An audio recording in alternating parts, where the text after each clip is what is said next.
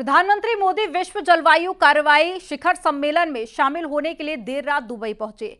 UAE के deputy PM ने प्रधानमंत्री मोदी का भव्य स्वागत किया।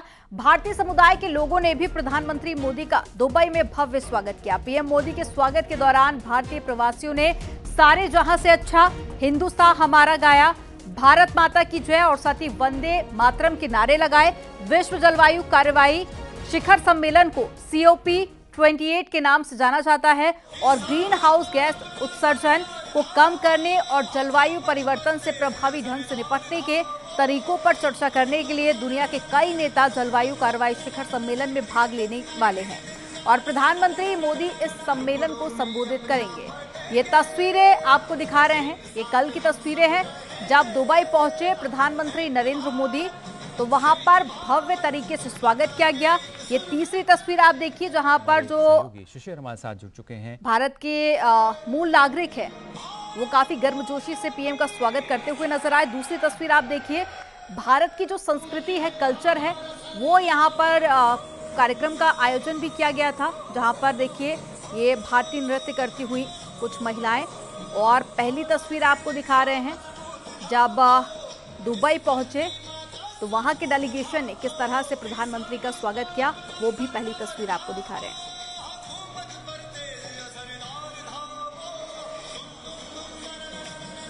तो यूएई के डिप्टी पीएम भी पहुंचे थे और साथ ही सम्मेलन जो होना है उसको प्रधानमंत्री नरेंद्र मोदी खुद संबोधित करेंगे। तो क्या बड़ी बातें इस दौरान कहते हैं, ये सुनना भी काफी ज्यादा अहम है। रामपुर में आजम खान के जौहर यूनिवर्सिटी को दी गई जमीन की लीज यूपी सरकार द्वारा रद्द करने के मामले में सुप्रीम कोर्ट में आज सुनवाई होगी। मामले में मौलाना मोहम्मद अली जौहर ट्रस्ट ने सुप्रीम कोर्ट में अर्जी दाखिल की है और सुप्रीम कोर्ट में लीज रद्द करने के सरकार के फैसले को चुनौती दी गई है।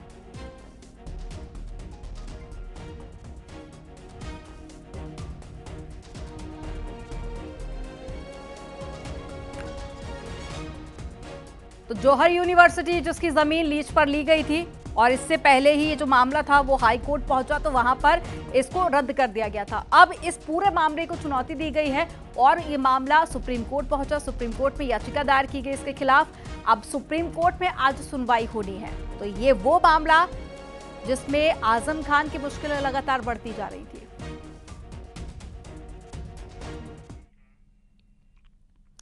और अब बात करते हैं एग्जिट पोल की। 5 राज्यों में हुए विधानसभा चुनाव के एग्जिट पोल काफी चौंकाने वाले हैं। मध्य प्रदेश, छत्तीसगढ़, राजस्थान, तेलंगाना और साथ ही मिजोरम में चुनाव हुए। 3 दिसंबर को काउंटिंग होगी, लेकिन उससे पहले आए एग्जिट पोल के नतीजे काफी ज्यादा अलग दिखाई दे रहे हैं।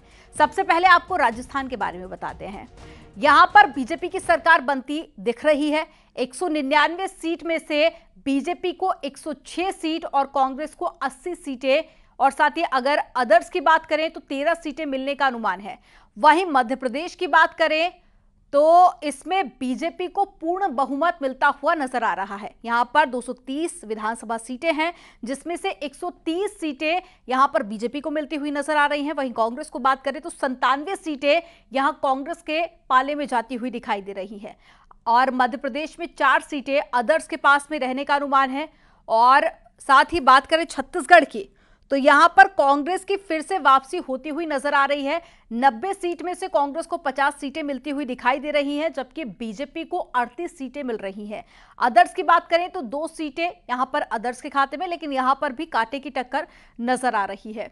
और साथ ही अगर तेलंगाना की बात की जाए तो तेलंगाना में स्पष्ट बहुमत की और जो एग्जिट पोल है वो दिखाई दिया। तेलंगाना की 119 सीट में से कांग्रेस को 63 तो मौजूदा सत्तारूढ़ पार्टी भारत राष्ट्र समिति यानी कि BRS को महज 44 सीटें मिलती हुई दिखाई दी।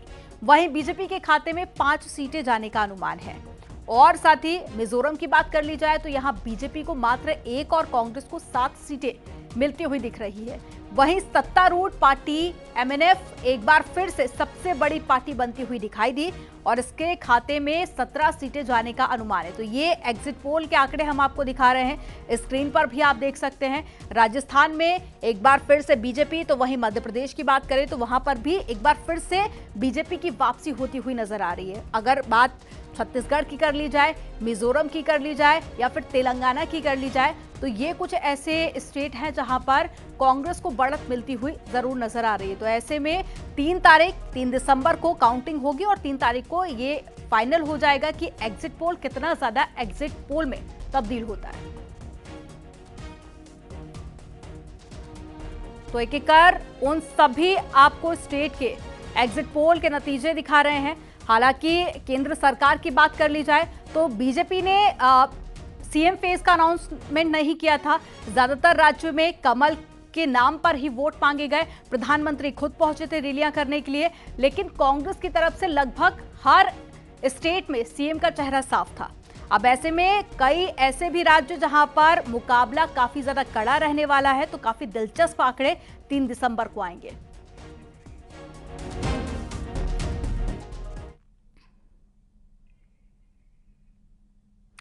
उत्तरकाशी में टनल में फंसे 41 मजदूरों को पहाड़ का सीना चीरकर बाहर निकालने में रेत माइनर्स का बड़ा योगदान रहा है। बुलंदशहर के रेत माइनर्स का घर पहुंचने पर लोगों ने जोरदार स्वागत किया।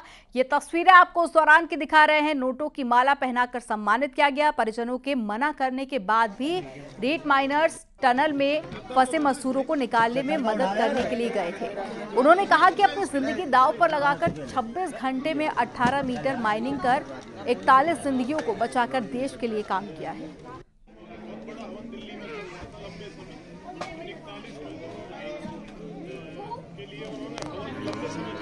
तो 12 नवंबर का वक्त था जब 41 मजदूर अंदर फंस गए थे। उसके बाद में लगातार तमाम कोशिशें की गई और फिर उसके बाद में रेत माइनर्स, जिनकी खुद की जान भी कहीं ना कहीं मुश्किल में थी, लेकिन उसके बावजूद भी जिस तरह से उन्होंने योगदान देके सभी को बाहर निकलवाया, उसके बाद में लोगों में खुशी।